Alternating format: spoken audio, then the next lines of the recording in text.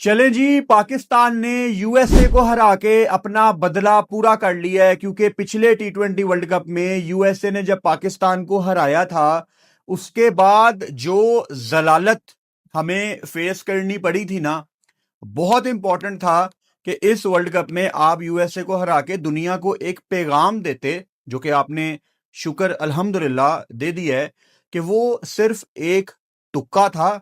असल में हमारा और आपका कोई मैच है नहीं है।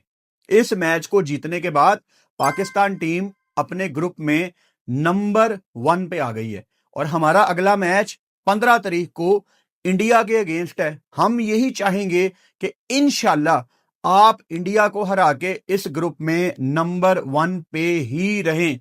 पाकिस्तान ये मैच तो जीत गया है और हम ऑब्वियसली जो हमारा तरीकाकार है, हम पॉजिटिव्स को भी डिस्कस करेंगे और पाकिस्तान ने जो गलतियां की हैं उनको हाईलाइट करना बहुत इंपॉर्टेंट है। बिकॉज आपने और मैंने लाइव बैठ के एक साथ इस मैच की एक एक बॉल देखी है और हम दोनों का एक ही ओपिनियन है कि ये एक परफेक्ट मैच नहीं था। हां, टैक्टिक्स की गलतियां भी यहां पे मैं हाईलाइट करूंगा और एज एन इंडिविजुअल प्लेयर्स ने जो आज स्पेशली अच्छी बॉलिंग नहीं की या किन्होंने अच्छी बैटिंग नहीं की, वो भी सारा कुछ हम हाईलाइट करेंगे। सबसे पहले अगर मैं किसी की बात करना चाहता हूं ना, वो है शहीन शाह आफरीदी।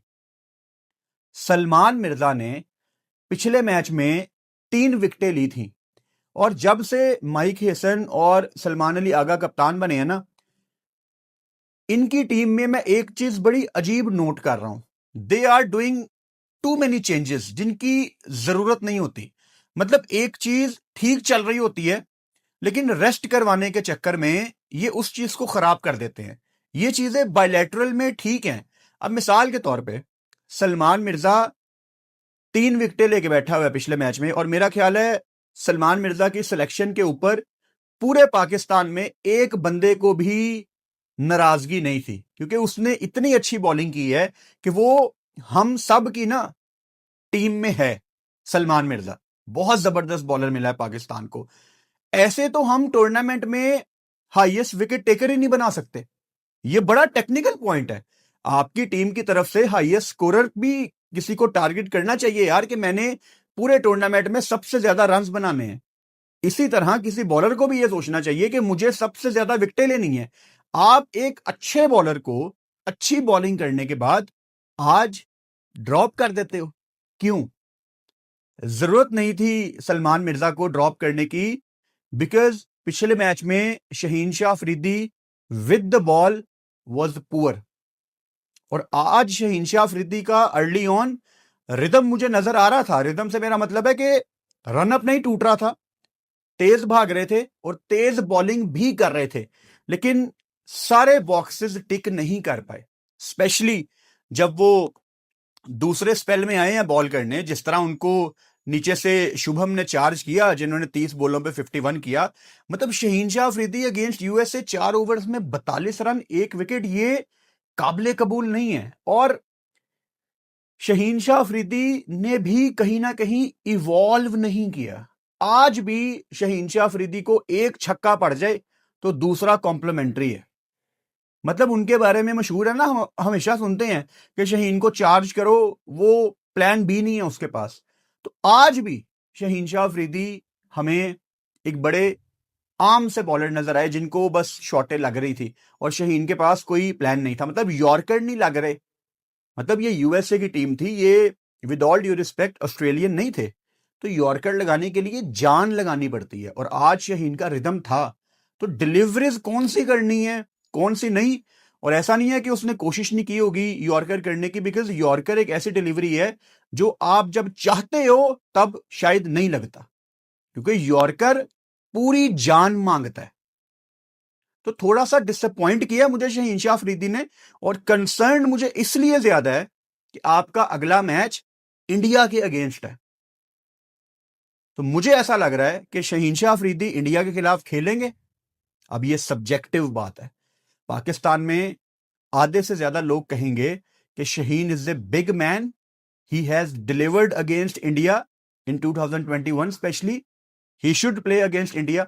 लेकिन दूसरी तरफ एक ये स्कूल ऑफ थॉट भी है कि हम फॉर्म को देख के कब तक, बुरी फॉर्म को देख के, बुरी form is the right word, बुरे रिदम को देख के, बुरी फॉर्म को देख के कब तक बड़े नामों को बैक करेंगे और कोई ऐसे प्लेयर्स प्लेइंग 11 में क्यों नहीं डालेंगे जिनकी वजह से आपकी टीम में एक स्पार्क आए।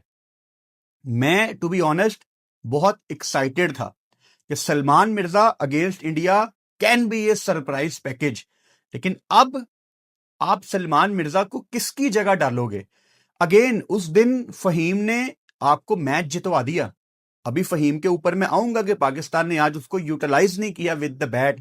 बैटिंग ऑर्डर पे भी मेरा कंसर्न है, आपने टोटल कम किया, ठीक है अल्हम्दुलिल्लाह आप जीत गए 32 रन से, लेकिन हम शायद कोई 25-30 रन शॉर्ट थे। हम हर मैच में ना 20-25 रन शॉर्ट होते हैं और फिर हम आखिर में कहते हैं कि इस पिच पे जितना टोटल था हमने कर लिया था। नहीं, हमने काफी बॉलें जाया की हैं। Nawaz with the bat was very poor और मुझे बहुत ज्यादा कंसर्न है। बाबर आजम ने शुरू में बड़ी बॉलें जाया की हैं। आई एम ग्लैड, शुक्र है कि बाद में जाके छक्का लगा, बाउंड्रीज लगी। मैं उम्मीद करता हूं, मेरी दुआ है कि बहुत बड़ा मैच है 15 को।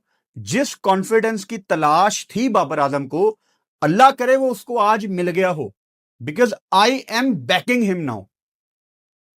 आपके कंट्री का सबसे बड़ा प्लेयर है, एक फॉर्म चाहिए थी, वो आज शायद थोड़ी बहुत मिल गई है। Now he needs to deliver against India, because वो दुनिया की सबसे बड़ी स्टेज है।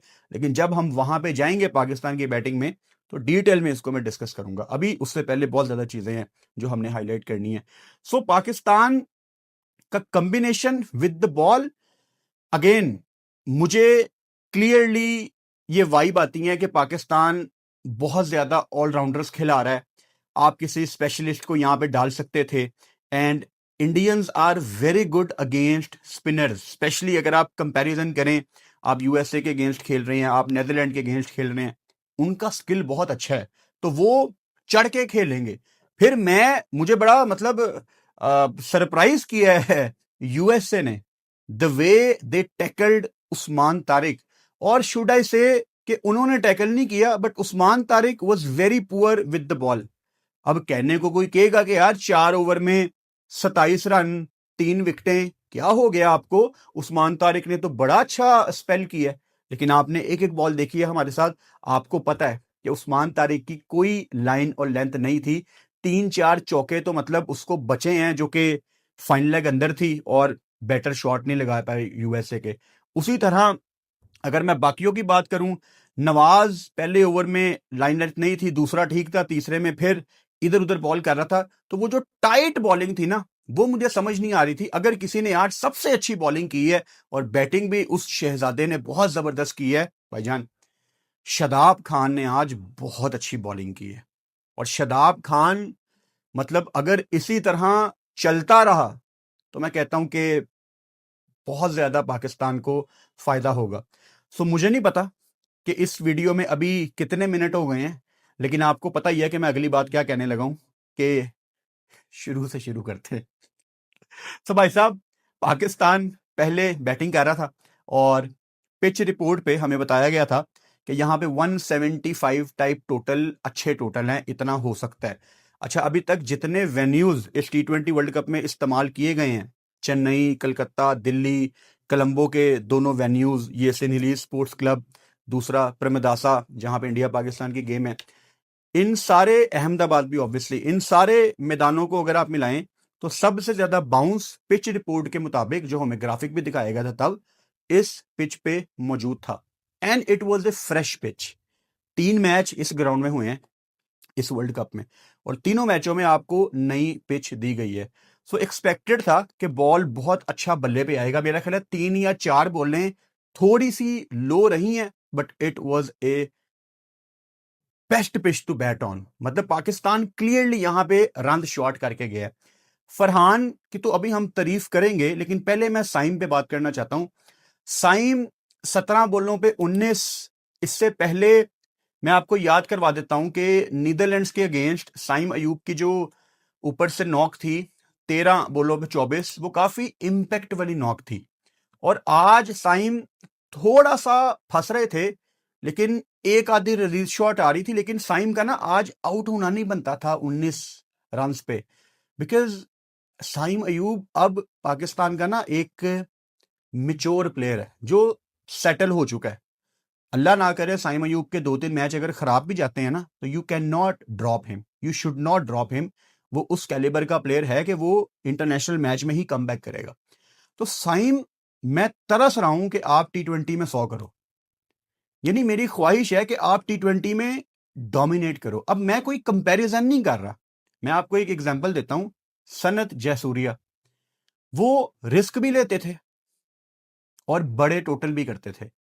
मैं चाहता हूं कि साइम अयूब आप उनको रोल मॉडल बना लो। मुझे नहीं पता अभी आपका रोल मॉडल कौन है, लेकिन आपका टारगेट ये होना चाहिए कि मैंने डोमिनेट भी करना है, मैंने बड़े स्कोर भी करने हैं। यानी एक किस्म का बैटर होता है ना जो थोड़ा बहुत रन बॉल खेलता है, स्ट्राइक रोटेट करता है, इनिंग्स के दूसरे हाफ में जाके एक्सेलरेट करता है और बड़ा टोटल करता है। साइम के अंदर ये वाला स्किल मौजूद है कि वो इससे ऑपोजिट खेले, वो मारेगा भी, वो स्कोर भी करेगा।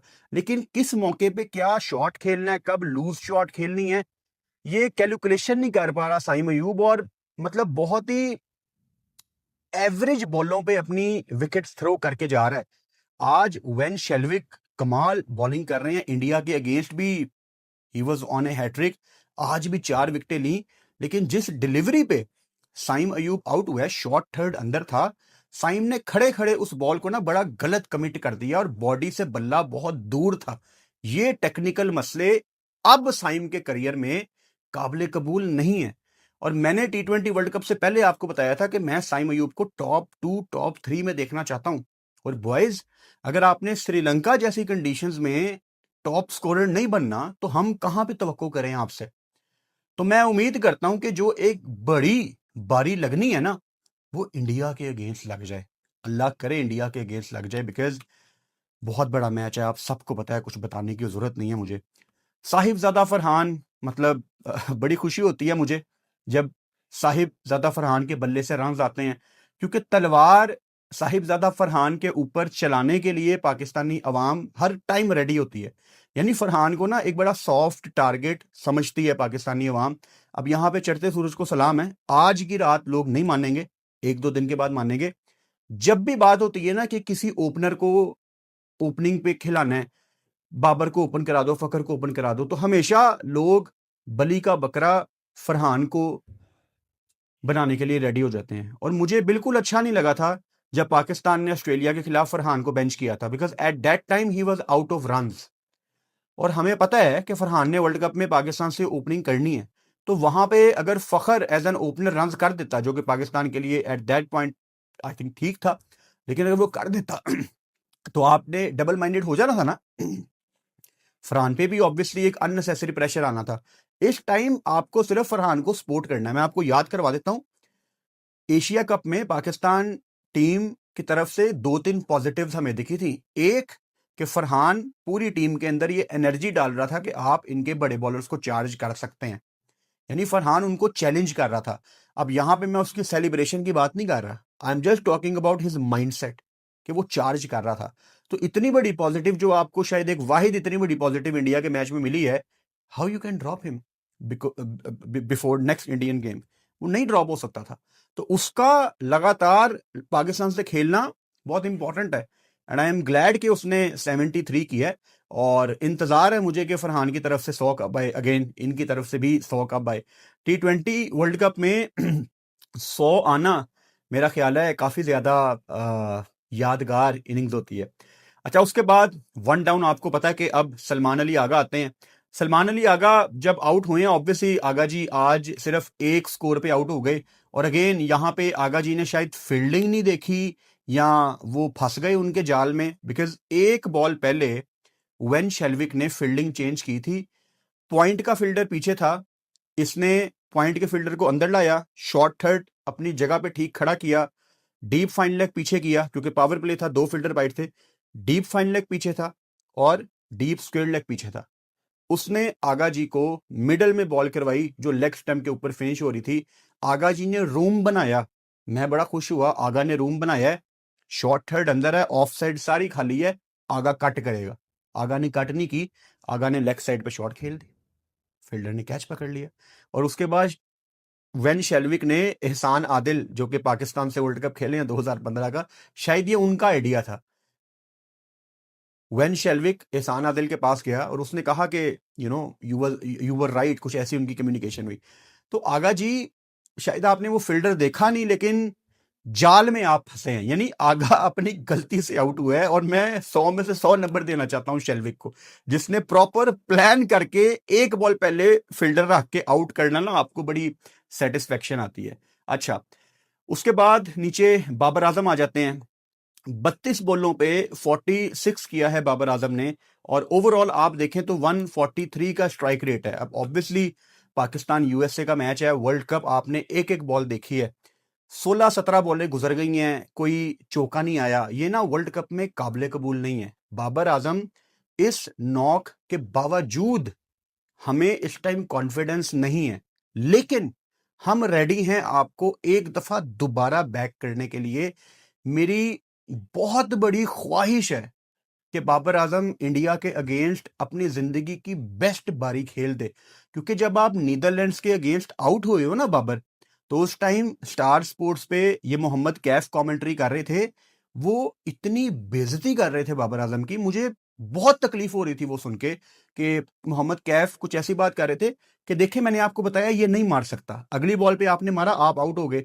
And they all were laughing कि सी, आई टोल्ड यू, मैंने आपको बताया था कि ये नहीं मार सकता, इसके पास स्किल ही नहीं है। तो यार, लाइव कमेंट्री में, लाइव ब्रॉडकास्ट में अगर कोई हमें ये बातें लगा रहा है ना, तो मेरे से तो ये बर्दाश्त नहीं होता। तो बाबर, मेरी जान के टोटे, खड़ा हो जा, दुनिया को गलत साबित कर। ये मौका है, दुनिया के करोड़ों लोगों ने, 100 करोड़ से ज्यादा लोगों ने इंडिया पाकिस्तान का मैच देखना है। 100 करोड़ से ज्यादा लोगों ने, 150 करोड़ उनके हैं, 24-25 करोड़ हम हैं, और कोई 20 करोड़ बांग्लादेशी हैं, वो भी हमारे साथ ही हैं, और कोई 3 करोड़ नेपाल के लोग हैं, और अभी गोरे तो मैंने गिने नहीं हैं जिन्होंने एंजॉय करना है इंडिया पाकिस्तान का मैच। तो एक सेफली अगर मैं नंबर दूं, कोई तकरीबन 130-140 करोड़ प्लस लोग मैच देखेंगे, शायद इससे भी ज्यादा। उन सबको पता है कि बाबर आप गिरे हुए हो नीचे, आप नहीं करोगे, आपने पूरी दुनिया को गलत साबित करना है। This is your moment Babar. Allah ताला ने आपको बहुत मौके दिए हैं कि आप दुनिया को गलत साबित करो, लेकिन आप इंटरनेशनल लेवल पे दुनिया को गलत साबित नहीं कर पाए। प्लीज खड़े हो जाओ और दुनिया के मुंह पे चुपेड़े मारो अपने बल्ले के साथ, और उनको बताओ कि मैं बहुत अच्छा बैटर हूं, बुरा टाइम आया था, गुजर गया, अब मैं ऊपर से ऊपर ही जाऊंगा और पाकिस्तान को बड़े मौकों पे मैच जितवाऊंगा। Please back your game, free होके खेल। हैरान कर दे इंडिया को कि ये कर क्या रहे हैं यार पाकिस्तान वाले, और बाबर आज क्या खा के आया है, हम सारे ये बातें करें। आपने शुरू में, आप आज थोड़ा सा फंसे हो, लेकिन उसके बाद आपने रिलीज शॉट मारा, डीप मिड विकेट के ऊपर से आपने छक्का लगाया, उसके बाद आपको ऑब्वियसली 4 चौके भी मिले हैं। यही चाहिए होता है एक बैटर को, एग्जैक्टली यही चाहिए होता है कि किसी बड़े मैच से पहले जो फॉर्म मैं ढूंढ रहा हूं, मुझे वो फॉर्म मिल जाए। आपको वो मिल गई है। शायद शायद ये आपकी जिंदगी का आखिरी T20 वर्ल्ड कप होगा, उसके बाद शायद पाकिस्तान के पास बहुत ज्यादा ऑप्शंस हैं। Consider this as your last World Cup, last option.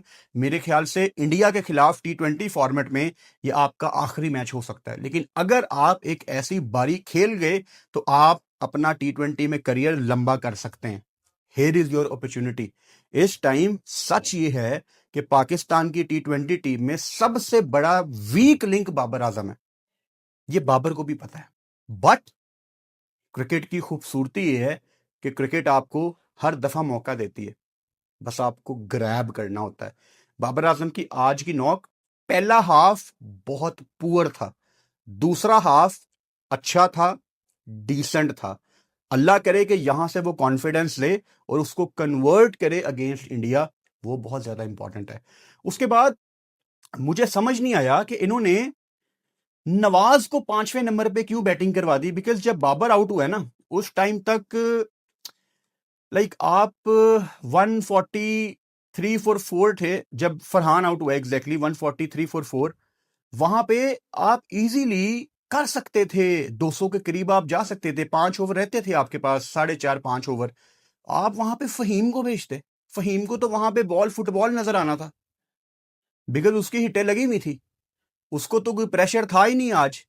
आपने एक ऐसे बैटर को भेजा जो कि पिछले मैच में स्ट्रगल कर रहा था। बहुत ही पुअर बैटिंग की थी नवाज ने, और मुझे बहुत ज्यादा कंसर्न है नवाज का ऐसे बल्लेबाजी करना, because Nawaz is our match winner. वो बल्ले के साथ भी काफी अच्छी परफॉर्मेंस देता है, और विद द बॉल भी अभी नवाज उस तरह टाइट बॉलिंग नहीं कर रहा जिस तरह वो कर सकता है। तो आपने एक आउट ऑफ रिदम बैटर को भेजा, बट माई क्वेश्चन इज क्यों? ये कोई बायलैटरल सीरीज है जहां पे आपने नवाज को कहा कि इंडिया के मैच से पहले अपना हाथ सीधा कर ले? भाई साहब, आप शुक्र अदा करें कि ऊपर से एंड्रिस गॉस की नौकरी लगी, वरना आप सिर्फ 32 रन से मैच हारे। नीचे शुभम ने भी 50 कर दिया था, शेयान जहांगीर भी तगड़ा खेल के गया। तो ये जो छोटी छोटी कॉल्स है ना, ये बड़ी खतरनाक है। आप वर्ल्ड कप में किसी मैच पे कॉम्प्रोमाइज ना करें। आपका टारगेट होना चाहिए था वहां पे 200 करना, फहीम प्रमोट बनता था। अच्छा, वहां भी बाज नहीं आए। उसके बाद अब शदाब बाद में चला है, मतलब शदाब जब आया है, फहीम तब नहीं आया था। तो मैं सोच की बात कर रहा हूं, बनता शायद वहां पे भी फहीम ही था, लेकिन अब क्योंकि शदाब कर गया है तो वी कैन से कि ठीक है, वो ठीक डिसीजन था। लेकिन जस्ट इमेजिन कि नमाज भी आउट हो गया, अब कौन आएगा? अब शदाब आएगा। तो मैं सोच रहा था कि यार एक तो इन फॉर्म बैटर है आपके पास Faheem, just give him a try कि यार गो फॉर अनदर इनिंग्स, और शायद मजा आता उसकी बैटिंग देखने का।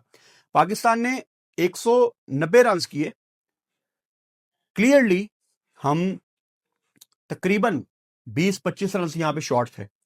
अगर आप नवाज की बारी कंसीडर करें दोबारा, 10 बॉलों पे 5, और वहां से बाबर आजम ने शुरू में आके जो 15-16 बॉलें खेली विदाउट एनी बाउंड्री, पिछले मैच में भी 14 बॉलें खेली थी, 14वीं बॉल पे पहली बाउंड्री आई थी, down the leg side ball थी, डीप फाइन लेग की तरफ।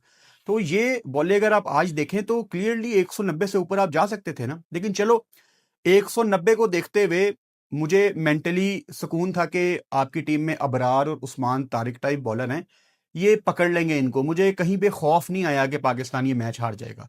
अच्छा, चेज में जब यूएसए की टीम आती है, आपने अब शुरू में एंड्रिस गॉस को आउट किया है, मेरा ख्याल है वहां पे मैं काफी हद तक अंदर ही अंदर समझ गया था कि ये लंबी बात नहीं जाएगी। शयान जहांगीर स्कोर्ड 49। फुटवर्क नहीं है उसका, ही इज फ्रॉम कराची। बस खड़े खड़े जो शॉट लग जाती है वो लग जाती है, otherwise he was struggling against good deliveries. But उसने ऊपर से एक बुनियाद लाजमी रख दी थी। नीचे से आके मिलिंद कुमार ने थोड़ी उम्मीद दी, और शुभम रांचने, जिनके बारे में मैंने आपको लाइव स्ट्रीम के दौरान बताया, उन्होंने भी 51 किया। उसके अलावा किसी ने कोई चिप इन नहीं किया। 0-6-0-1-1। सोचो अगर ये किसी ने 15-15 20-20 रन भी किए होते तो ये काफी क्लोज मैच हो सकता था। और यहीं से मैं आ जाता हूं हमारी बॉलिंग की तरफ। उस्मान तारिक डिड नॉट बोल well. Shadab Khan with the ball, with the bat, he was exceptional. बहुत उम्दा खेल खेला है। अच्छा, वहां पे अभी मैच खत्म हुआ है, पाकिस्तान की तरफ से मैन ऑफ द मैच कौन है? यहाँ पे आना चाहिए, Sahibzada Farhan is man of the match for is 73। सो मैं सोच रहा था कि मैन ऑफ द मैच होगा शदाब खान, बट ठीक है, मतलब शदाब ने ऑब्वियसली, फरहान ने ऊपर से 73 किया है, आपका हाईएस्ट स्कोरर है, ऊपर से बुनियाद उसी ने रखी है। अच्छा, इंटरेस्टिंगली ये फैसला कमेंटेटर्स करते हैं कि मैन ऑफ द मैच कौन होगा। जिन्होंने कमेंट्री की है ना, उन्होंने वोट दिया होगा, एज ऑलवेज, हमेशा ऐसा ही होता है कि कमेंटेटर डिसाइड करते हैं कि मैन ऑफ द मैच किसको मिलना है। तो ठीक है, शदाब ने 2 विकेटें ली, ऊपर से कैमियो खेला है एक अच्छा। मेरा मैन ऑफ द मैच आज का शदाब खान ही है, लेकिन फरहान का भी मैन ऑफ द मैच होना मुझे किसी किस्म की कोई टेंशन नहीं है। वर्ल्ड कप में मैन ऑफ द मैच बड़ा यादगार होता है। तो भाई साहब, मुझे कंसर्न है शहीन की बॉलिंग के ऊपर, और Abrar even he was not at his best. And I hope के लड़के आपके कल अच्छे से रेस्ट करें। मैं कहता हूं जस्ट गो आउट, वॉच ए मूवी, किसी रेस्टोरेंट में जाओ, एंजॉय करो, चिल करो, रिलैक्स योरसेल्फ। उसके बाद परसों ट्रेनिंग पे आओ और तगड़े हो जाओ। अब आपका मैच प्रेमदासा में है, जो कोलंबो का मेन ग्राउंड है, बड़ी ग्राउंड है। श्रीलंका आइलैंड का मैच हमने वहां पे देखा, वहां पे आपको आसानी से बाउंड्रीज नहीं मिलेंगी। मेरा ख्याल है सामने वाली बाउंड्री उस दिन 89 मीटर्स की थी, deep extra cover, if I remember correctly 79 metres की थी। आइलैंड को बड़ी मुश्किल हो रही थी, श्रीलंका के बैटर्स को भी तकरीबन मुश्किल ही हो रही थी, हालांकि उनका होम ग्राउंड था, बड़ी बाउंड्रीज थी, आज भी खैर बड़ी ही थी, लेकिन वहाँ पे ज़्यादा बड़ी बाउंड्रीज है प्रेमदासा में।